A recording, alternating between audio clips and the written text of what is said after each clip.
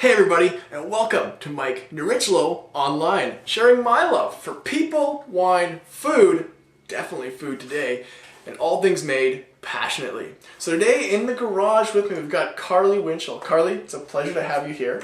Nice to meet you again. So Carly is Kitchening with Carly. Yes. She's a cook, does a lot of French style cooking. Tell us about Kitchening with Carly. You've spent some time in France, did some courses.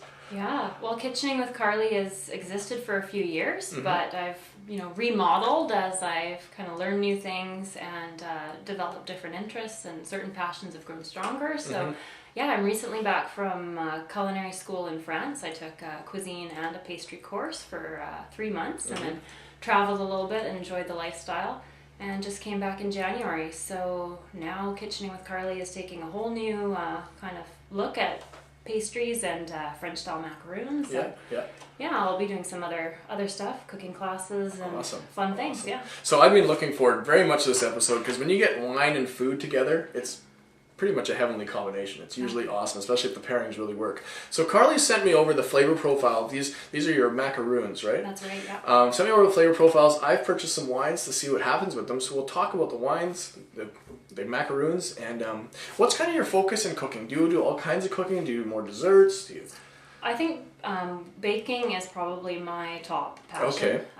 But I love experimenting with other kinds of cooking. My husband and I often are doing Thai or Indian. Yeah. When we travel, which we do a lot, that's one of our huge passions. Yeah, we like to take a cooking class in every country that we travel to. Yeah. So it's a good way to learn the culture and learn some new cooking skills. So I definitely cook all types of food, but baking would be a passion, and most recently French style macaroons. Okay, bring it back here, share it with your friends, have a good time. And I just happen to kind of have a knack for it when we learned it in France, so it's that's great. they can be finicky and not work out for a lot of people. Yeah. There's definitely some tricks, but I think I've got it down. Awesome. Actually, I just read it. Now, you've got a blog online and everything too. It's Kitchening with Carly as well. I'll have the link below the video for you guys so you can get there. It's easier than trying to explain how to get there. Yeah. You recently got to make some macaroons for a gelato place down in Vancouver. Yeah, I'm doing some experimenting with gelato-filled macaroons. It's they're not out for sale yet. They're kind of still in the sampling, testing phase, but why not? I mean, macaroons are awesome. They're awesome with traditional fillings, which are usually like a ganache or buttercream or jam or jelly, but why not put gelato in them? Pretty cool ice cream sandwich. Awesome. So. Okay, so before we get started, why don't you tell us about the 3 macaroons you brought us, and what is a macaroon? Great. Well, first I'd like to just say a lot of people get confused between an English and French style macaroons. So sometimes people will pronounce them differently or spell them differently. Okay. So generally speaking, if you see macaroon spelled with 2 O's at the end, it's English style macaroon, which is really made with coconut and looks more kind of like a cluster. Okay. Now, I don't think they should have the same name at all because they're completely different. They don't look alike. They don't taste alike. They just don't even have the same products in them. So a French style macaroon has almond flour as its kind of base, as well as a meringue. So I'll just hold one up just so I can kind of explain. I'm pretty geeky with macaroons. Give her, go for it. When you learn in France from French chefs, they really make sure you know how to do it properly. So what you want to look for in a good macaroon is the peed, which is English. In English, it's the foot of the macaroon. Yeah. So you want to make sure you have a foot. You also want to make sure you have a smooth top, that it's not cracked, and it's got kind of a nice sheen to it. If it's totally matte finish, it's not ideal as well. So that's the basic kind of look that you go for. If that's not what you're getting, it's because something's gone wrong. And of course, with all baking, it's kind of like you're a scientist and figuring out, was your meringue too thick? Why is it bursting in the oven? Oven temperature consistency is important. All of these are piped too, so getting kind of consistent sizes, matching them up. You don't want like a really small top and a big bottom. It just looks odd. So that's some basic things. And I'm assuming you want them to taste amazing as well. Absolutely, yeah. A really light kind of texture is ideal. If you do put them in the freezer or with gelato in them, they will become more chewy. Okay. Which I think is also fantastic. It's just not your traditional kind of room temperature. That's another thing. Room temperature is really the best way to eat these. You get more of the flavor, coming out.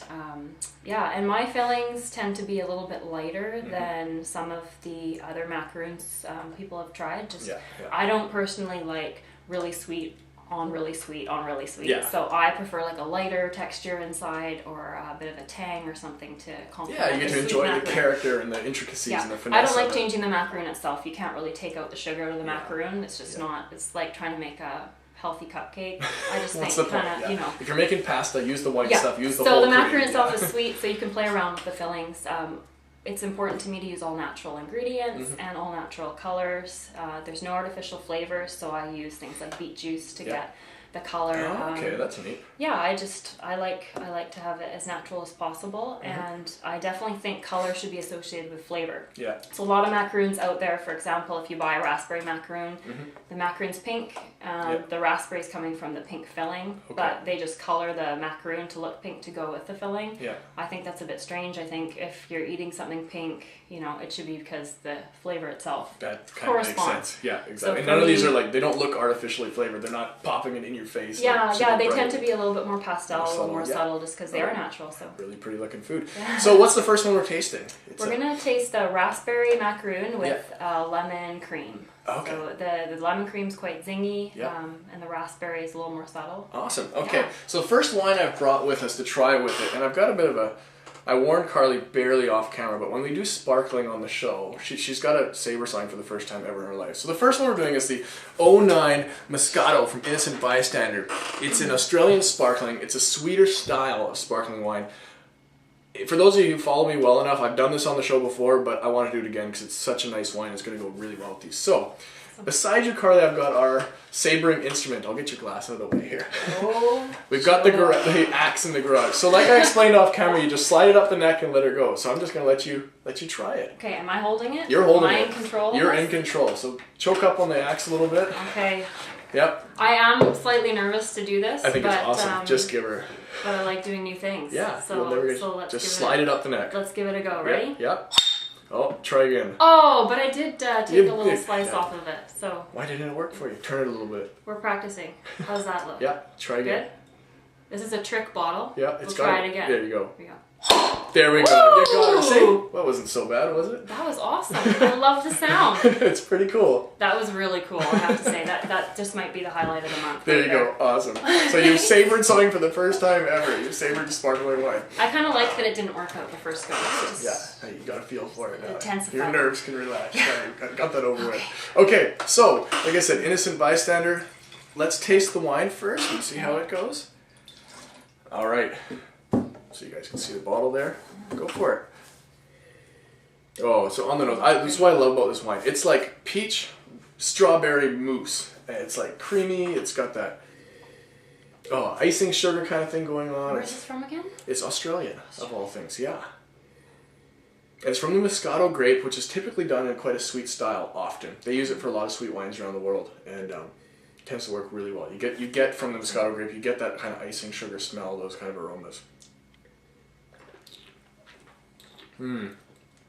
I love this one. This is such a treat. It's about $13 a bottle. For the smaller bottle, $3.75 ml. Such value, it's intricate. Yeah, it's be a great summer sipper. Okay, I'm super stoked to taste your first macaron. So this is, you said raspberry and lemon. And lemon. Now I'm hoping my pairing works here. Oh my gosh. Who cares about pairing? These are amazing. This is so good. You should have brought more. I'm in the kitchen tomorrow. Awesome. I may have to stop by. Several hundred, yeah.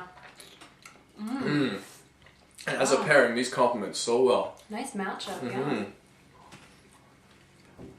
Quite similar. You're going to have to bear with me because I'm just going to sit here chewing on these. It's so good. Yes, you've never had one of my macaroons before. I've never had one of your macaroons. That's unfortunate. Well, I have now. You've never sabered before. That's unfortunate. That is, actually. Fortunately, you have. I'm a fireman's daughter. I should have done Are you a that fireman's before. daughter? Oh, we're talking about it all the time. Yeah. So what do you think of the wine? You like it? That's fantastic. I think that goes really well. That's really good. I enjoy that a lot. Okay. I'm not sure what to do with this, so we're just going to put it on the side here so we can move on to the next one. Okay. The second pairing, what are we tasting? The second one is what? Pistachio? Okay. So both of the macaroon and the filling itself is pistachio. So where that one had a contrast of flavors, this one's all pistachio. It's all pistachio. Yeah. And again, it's that almond base.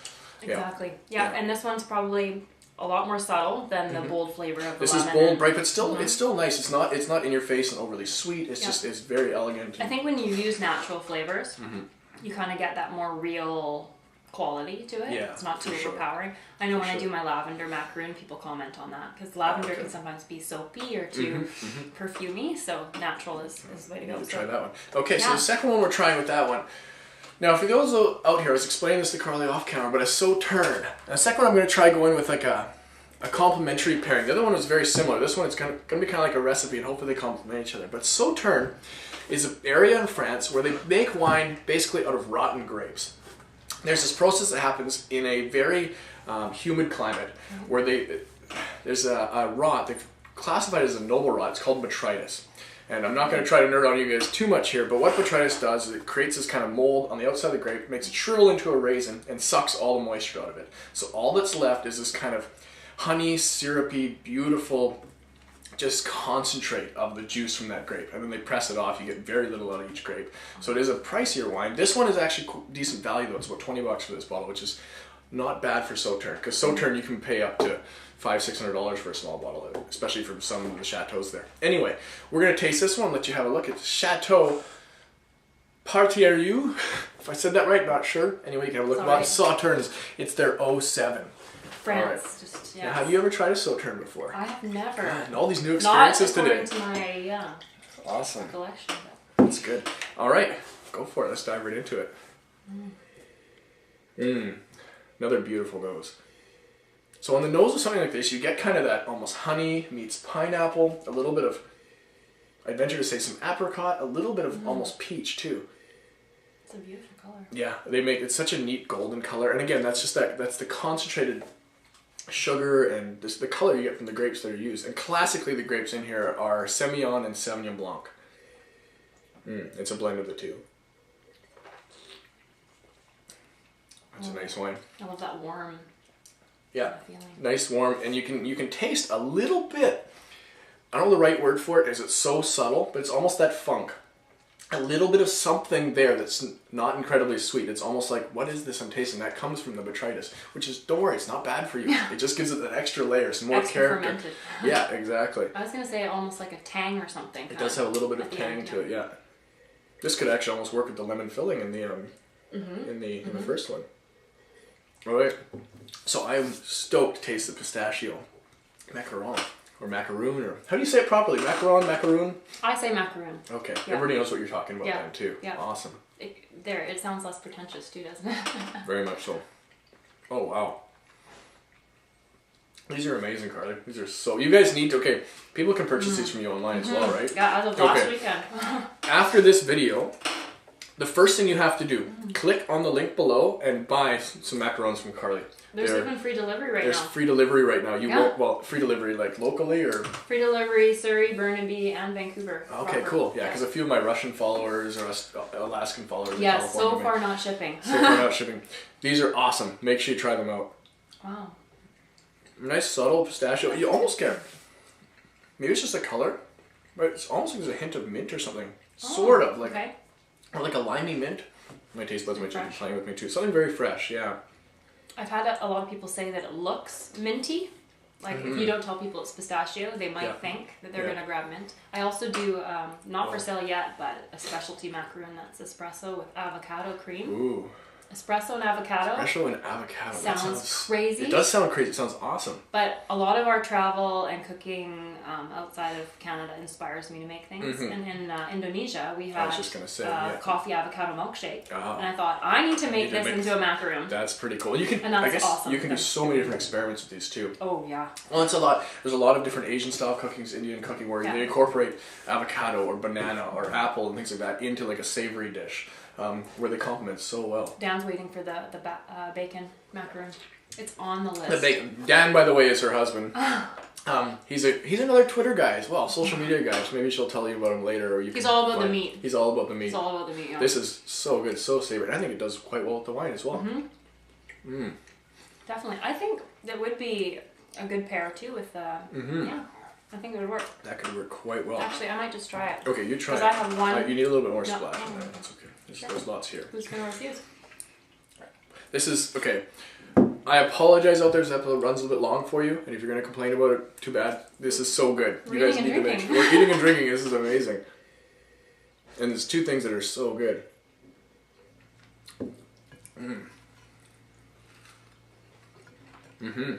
They both do well together. Almost brings up more of that tang. Brings up more of the tang, more of the citrusy. They both pair on such a different level. Yeah. Yeah, one complements, one kind of brings out different levels. Wow. Awesome. Okay, That's great. we should move on to the next one. What is the last macaron for? I keep saying macaron. I'm going to say If macaroon. you're more comfortable with macaron, Whatever. go for it. So what's the last one we're trying? This is a chai macaroon with cardamom cream. Okay. So this is a buttercream filling, and the chai macaroon reminds a lot of people of Christmas time. Those Okay. kinds of Yeah. flavors, the ginger and just the warm flavors. that Yeah, go the with savory it. spices, Chai things tea, like that. exactly. Now Yeah. describe cardamom to us. What is cardamom? Well, cardamom comes either in black or green Yep. forms. So when you go Okay. to buy it, you can buy black or green. Usually the black cardamom is a bit more expensive Okay. for whatever reason, but it comes in pods. Mm-hmm. So you can buy it in pod form or you can buy it ground. Okay.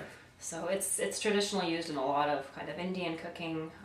I love its combination with the chai. It's a really fun balance. Awesome. Yeah. I'm super stoked to try that. Okay, so the last one we've got for this one. Now this is a fortified wine. And when they do a fortified wine, what it means is they've added a higher concentration of alcohol to it.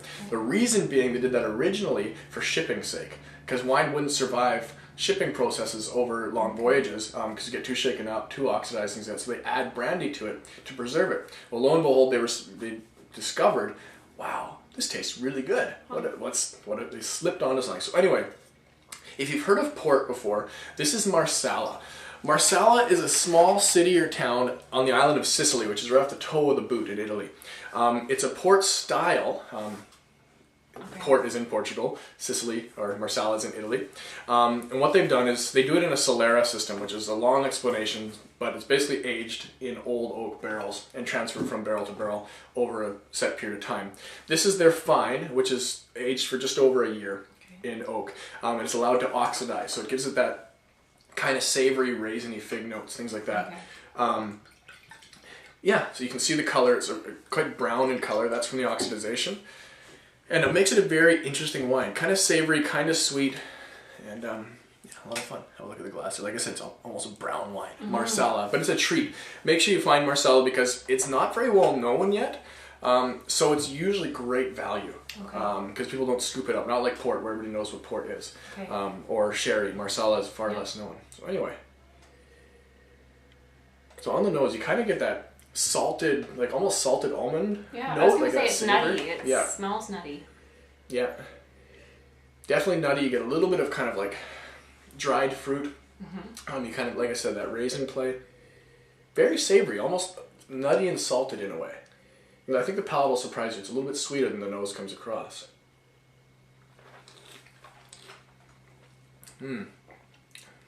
It's a very different wine. It's the type of wine that some people may love right off the bat. It's something that takes a bit of getting accustomed to too, but it's got those savory notes, almost kind of like a coffee or tea flavor. Nutty, and a little bit of that, I like to say, raisin or fig. Or Typically, would this be kind of an after dinner wine? Or? a lot of people use this. Sometimes after dinner, this is a great like cigar wine. It's also pairs exceptional with your cheeses. Your hard, flaky cheeses, kind of like a blue cheese goes excellent with this. Things like that. Pairs, they complement each other very well. Because blue cheese is often done with nuts and things like that too, right? Yeah. So, Yeah. anyway, I'm so stoked to try your chai cardamom macaroon. Excellent. See how This this one's goes. definitely been a favorite. It's Christmas in a cookie. You're in a macaroon, like you said. Wow. Okay. What's interesting with this, you bite in, and you get these savory kind of spice notes. It reminds you of cinnamon, sort of ginger, those kind of things, and the chai for sure. And then you get to the cream, and it flips on you. It gives you, it's very interesting. I like that a lot. That's one of the reasons I like the lighter kind of fillings. because you get a contrast. Mm-hmm. Yeah, it's not just dense the whole way through. It's like, wow. Yeah, you can really taste the cardamom in there. I think the cardamom complements with the wine quite well, actually. I almost want to say there's some walnut or something. That's a maybe great just call. reminds me of, I've had some walnut wines. That No, very much so.